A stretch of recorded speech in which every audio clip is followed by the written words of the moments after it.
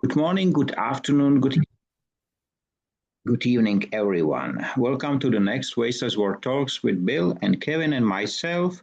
And we will write on the back of a language again. And today we have one term, and the term is verses or verse.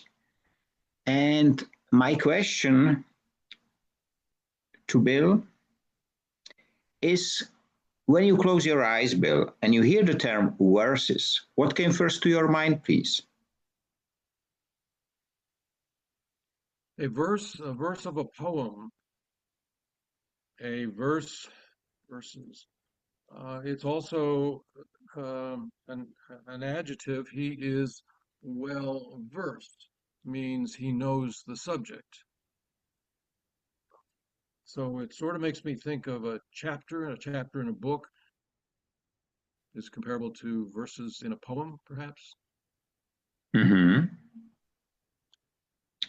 That's interesting because I never thought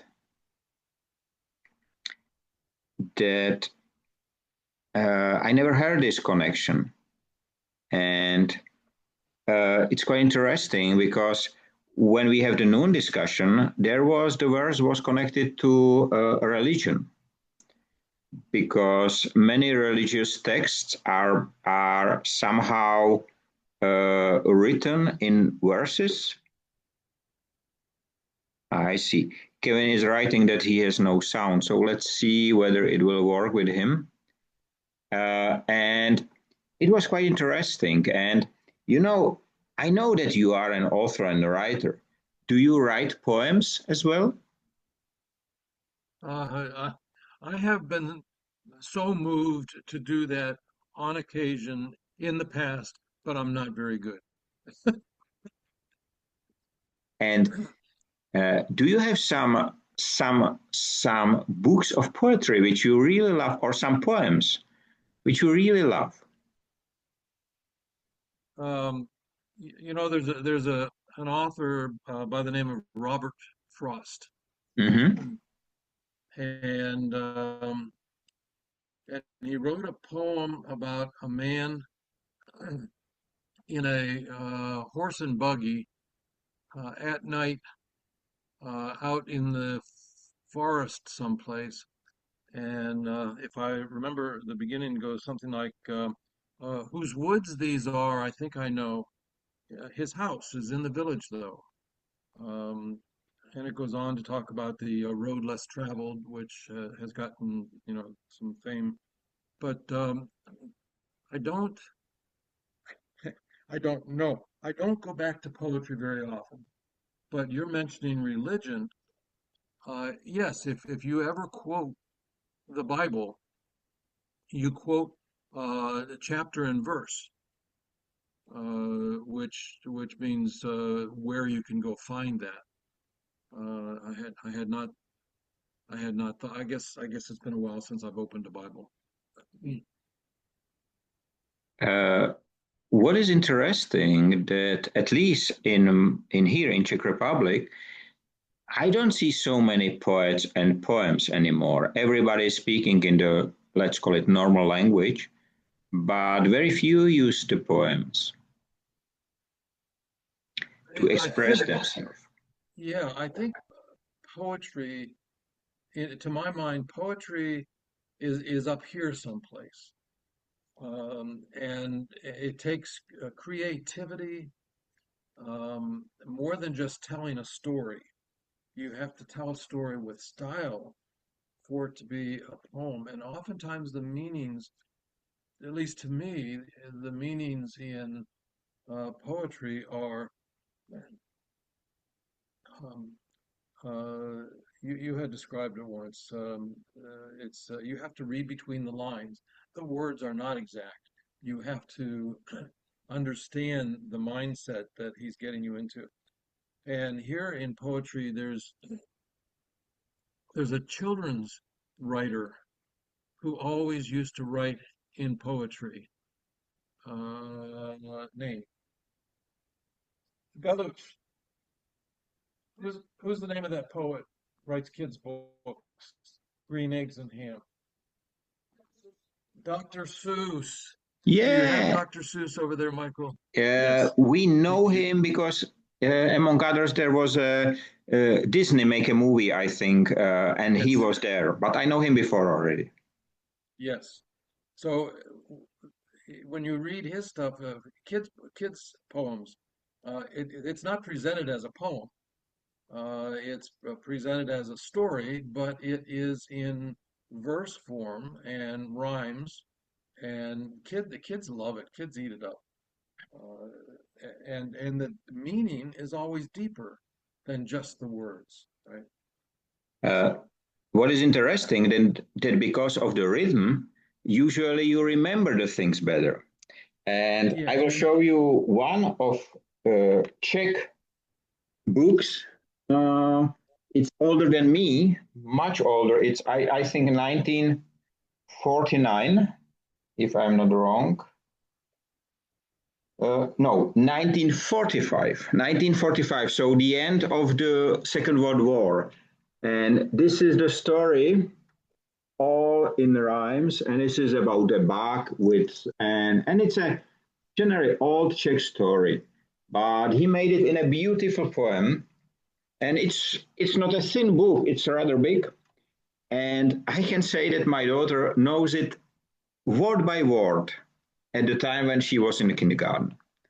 Because it was, and I think, and for myself, I started writing with a poem on November 20th, 1989. Until today, I love them. I love to write them, and you are right. I write between the lines. And just before we started, so the new love of mine, uh, Jane sent me a poem, unfortunately in Czech, but it's so beautiful that I doped that I ever wrote a poem because it is so deep. And I think that people generally, a lot of people think that deep level. But when you meet them, it gets very, there's a word in English, banal, B-A-N-A-L. It's, um, so people think very deeply, but you meet somebody and say, how are you? And then you say, I'm fine, which is total garbage because everybody has um, things going on either in their mind or with their family or with their friends, difficulties, challenges. But we say, fine, how are you? I'm fine.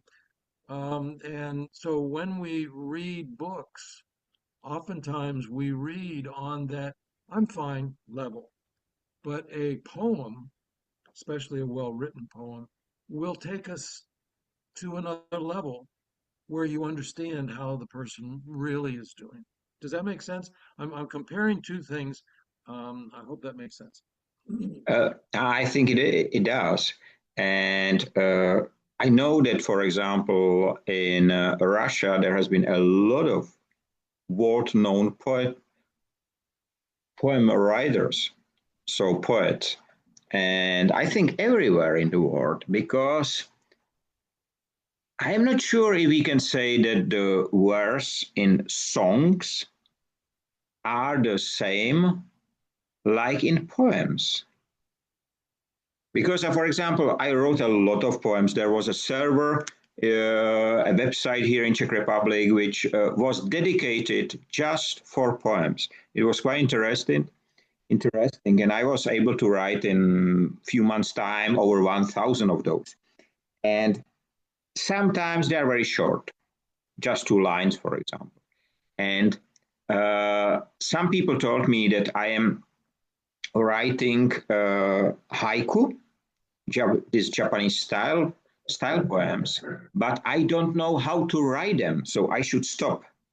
And when several complaints came, then I decided to tell them that I am not writing haiku, I'm writing maiku, because it's Michael who write the poems. And complaints stopped, which is a good thing.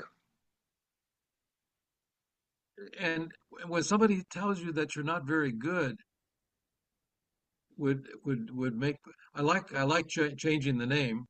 And now you've got your own name of the style of the poem, and you can make up your own rules or have no rules, your choice.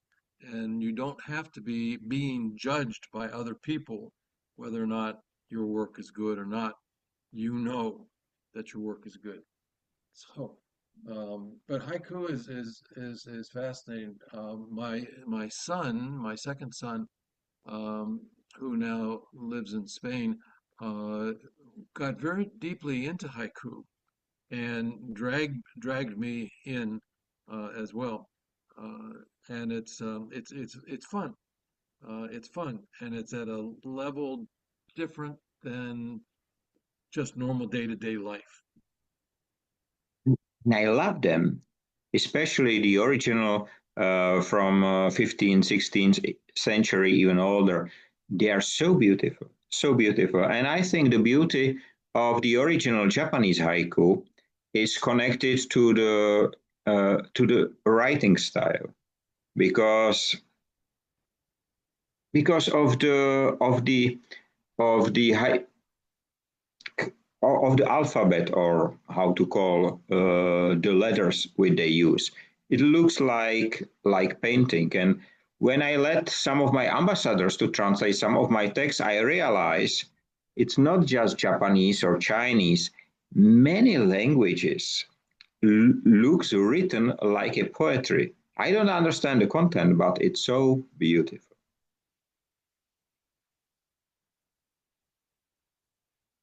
That's Uh, interesting. The other thing that you made me think about with haiku, one of the beauties in haiku is the simplicity and at the same time the fullness of meaning. Because when you read that,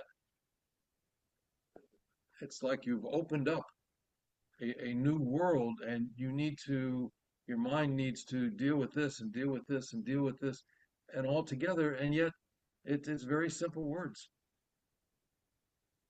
It is, and I think this is why it is so important to keep a poetry alive. Because for me, it's not easy to make it's not hard to make a poem in Czech language. I'm not good in English or in other languages, but in Czech, I am fluent, and in some way, I like what was said in the noon, that it is the rhythm which is connected to worth and verses. And the rhythm is much more easier to remember, especially when we are kids and we are learning, at least here in Czech, many of the rules has been turned into verses, so you remember them. It's like dancing. Yeah, When you dance, the rhythm is inside of you, and it connects with the language, and it connects with uh, it just gets very not complex, but in a simple way. There's so many connections with the poetry, with the rhythm, with the music. If you set it to music, with the it's rich. you know what I did in the noon discussion? I asked every single member who was there to say some poem or some few lines of verses in their own mother tongue. And what was interesting, even without understanding the content, it moves me to tears. And that was so interesting. And I think the rhythm is there, plus the intonation and everything. I did not understand exactly or at all what was the content. But I knew that these people will not select anything which is negative or confusing, or I don't know how to call it. But they selected something which is close to their heart. And because of speaking Yes, the mother tongue, it was so beautiful. yes. That's a very interesting observation about hearing it in a different language and it's still moving you. I Mm. like that. Uh, Unfortunately, it seems like Kevin has the troubles with the speakers and computer in general, so he probably does not reconnect, which is a pity. But you know, uh, when you read today, did you try to read some a poetry written by AI? Oh no, no. How is that? Horrible. You know, you Why? know why? It's the same with the text. I immediately recognize it was not written by a man because it's missing soul. They are perfect on how it should look like, but it does not work with me. It does not have heart, it does not have soul. It sounds fine, that's all. There's I work with a community on AI, and there's so many discussions about whether AI will ever become close to human. But one of the things that AI lacks is empathy. Mm. And if you cannot feel for someone else, I don't think you can write poetry. Um, I will say you can, but it will not work like a poetry should.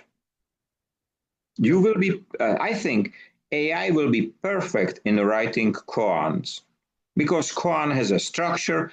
It must follow really very strict rules. And I think this is what AI can do. But all what is connected to poetry, all what we just described, will not be there. now our challenge is to translate what you just said into something, some way that we can decode an AI written poem. How, how can you tell? Is it just the feeling that's in your heart at the end of listening to that? Is that how you can tell? There's got to be something more quantitative. Um, And and if I yeah, think that I lack the ability to describe it. Because as I said before, I was listening to uh, one of the languages in Philippines, and it was a song by Charito. I did not understand a single word, but still it moved me. I was listening to Usi, who is from Tanzania. So there is more. I think it must be the frequency. It must be something inside, which only human touch and human heart can bring inside. And this is what I'm missing with all AI content. There is nothing. And for me, it's every day is easier to recognize even the videos and pictures and images, which are better and better. But for me, easier to recognize that it has not been made by man. yes. Um, but you said at the beginning that man does not write as many poems as we used to. I know. We also are in some ways losing the power of touch, um, losing the power of conversation. And so these are all very help us to be empathetic, help us to understand what the other person is trying to say. And so we may be losing the ability to recognize AI generated poems and stories. Um, at the same time, AI is becoming more powerful, more understandable, more human-like. So I wonder, you and I can, have claimed today that we can usually recognize AI generated pictures and poetry and so on. Um, will we still have that capability in a year or two or five? from now, or are we losing that power of, like the power of touch, the power of recognition that a human did not generate this? I don't think that we are losing the ability. We are losing, or we already lost the interest to do so. Oh, that's very interesting. Um, the ability, I thought you were going to say we haven't lost the ability, we've just stopped practicing it, so our ability has become less strong. But you didn't say that. You said that we'd be losing the desire Yes, losing to the recognize desire. that. I probably mentioned in some of the previous Wasteless War Talks that the Japanese scientists invented a way how a third teeth can grow up. They said that this ability it was all the time in a human body, but we did not use it. We stopped it. We somehow we stop it, and they discovered a drug which can regrow the teeth. And I think very similar happens like now with our interest or a passion or with something to differentiate between man-made and machine-made content because we are pushed into the world in which we should have more. We are not interested in less content. And what is interesting, some of the industry find it fake. They speak all the time about mass personification, and it's so funny because they say human centric, and all their pictures of factories there is no human. So what is human centric? They speak about mass customization, and add the mass in front of that. So how much shoes will I buy in 1 year? One. If it will be a good one, I will buy one in 4 or 5 years. That is not what they are looking for. So they need us to stop our interest at the gate of the quantity, I will say. This is why almost none of the content is delivered in verses. And to be honest, for years, I am preparing a 20 minutes keynote presentation for a conference, which will be only in verses. And still I fail, but I hope I will reach it soon. And why do you think that you fail to do that? Uh, I think I'm pushing too much. I'm pushing too much because there is all the time. So, firstly, strict 20 limit frame. The second is there is a topic like the way home was one of my presentation, or take care of language was the next one, and I try to make it interesting. I try to fit in the time frame, and for poetry, when I write a poetry, it's a very different style. I just sit in front of empty page in my computer and it is there. I just play. It's a game. I love the words. I just mix them and put them on the paper, and the result is there. So it's a very different way how I am writing. I It's recognize exactly what you're saying because if I try, there's all sorts of instruction on how to write a novel or how to write with climax and with circular. And if I concentrate on that too hard, it doesn't come out. Um, when I, but trying then feeds it into the back of the brain, and then the back of the brain deals with it. So I can go do something else, take a walk on the beach, go to the grocery store, um, and just as I'm reaching for that can of beans, or just my mind is completely someplace else, and bang, it's like a sharp knock on the door. Here's your answer. And so it happened just yesterday, and I had to run and write this down um, before before it went away. But trying too hard, trying too hard puts it in a cage, and you can't get at it. So I understand what your meaning there. But Uh, still, I would like to deliver really the one of the next keynotes in verses. I was close when I was preparing. I don't know whether you know the Pecha Kucha format. It's a very special, came from Japanese. You have how many? I think 20 slides with 20 seconds, no more. Or there is similar. So it's quite interesting. It's a very short time. And it's a very interesting format, which I think works in Japan. For me, it was much harder to do that than anything else because of the rules.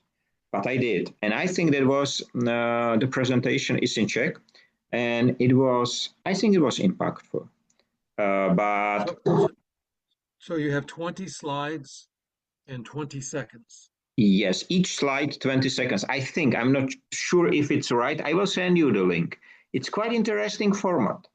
But and I will send you I've never even heard my of that. presentation. Yeah, Sorry?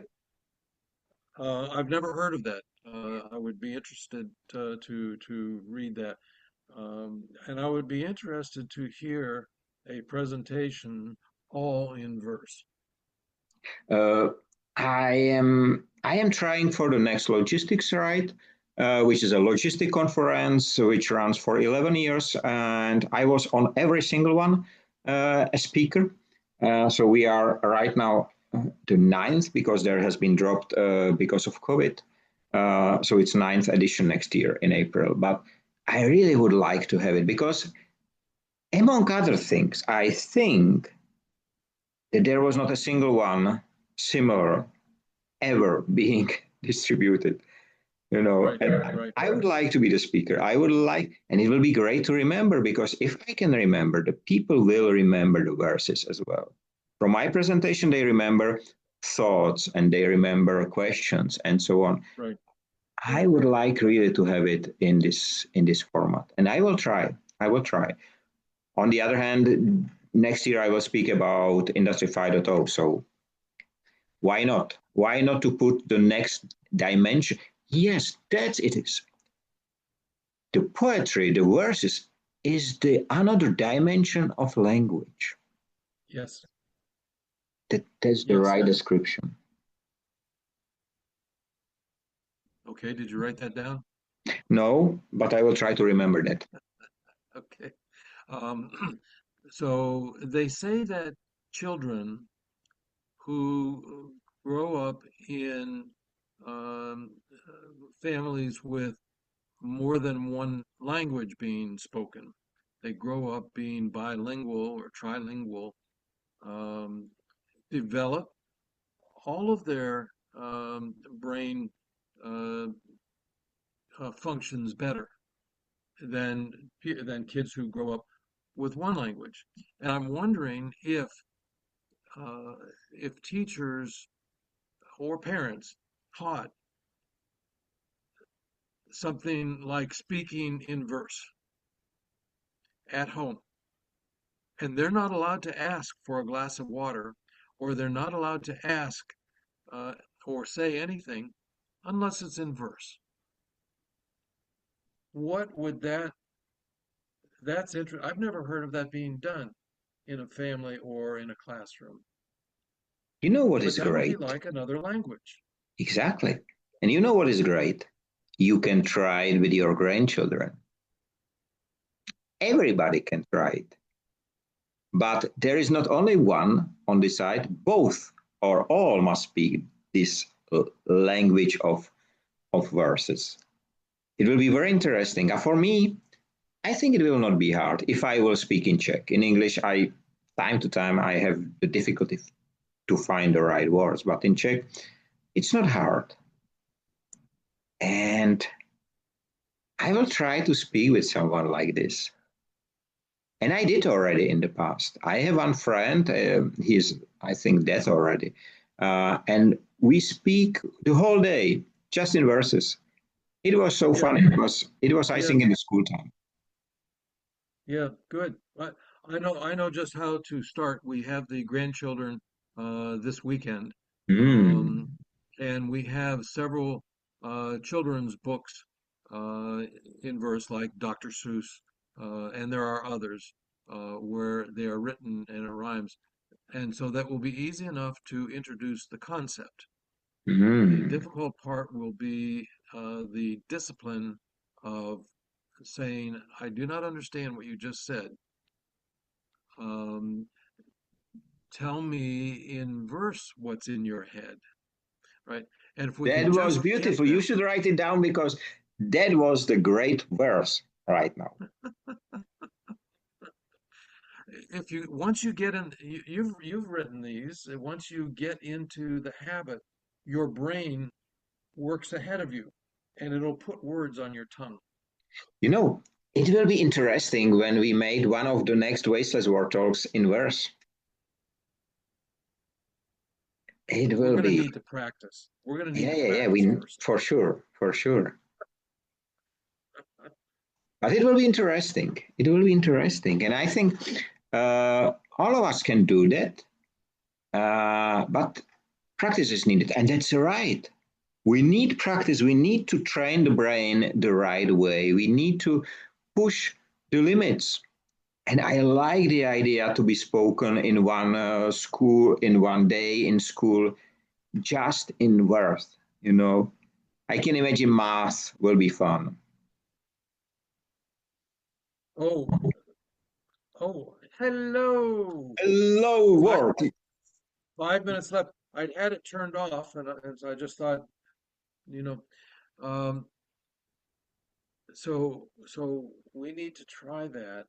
If you do something, or if we do something like speaking only in verse for one of our discussions, you can advertise that ahead of time and probably get a lot more interest. Uh, that's such a good idea. And your comment about I, I cannot imagine how mathematics will come out in verse. But maybe I will Or understand it finally. Until now, I did not. So maybe I will understand the content. uh, so, of all the talks we've ever had, this probably is the most amusing and challenging of any. Good. I look forward to this. Me too. Me too. And we will inform. We will inform Kevin ahead of time. I will share with him the recording, and I hope he will feel better in the next days already. Uh, you know, He's probably very good at it. He's I, probably he uh, he he deals with words all the time, so I he's think probably that good at it. one of the condition is very rich vocabulary. I'm not good in grammar, but I have, let's say, comparing to others, I have quite a rich vocabulary in English and German. So I think that it will help me. Of course, the Czech vocabulary for me is the ground stone of the language. Of But course, of uh, course.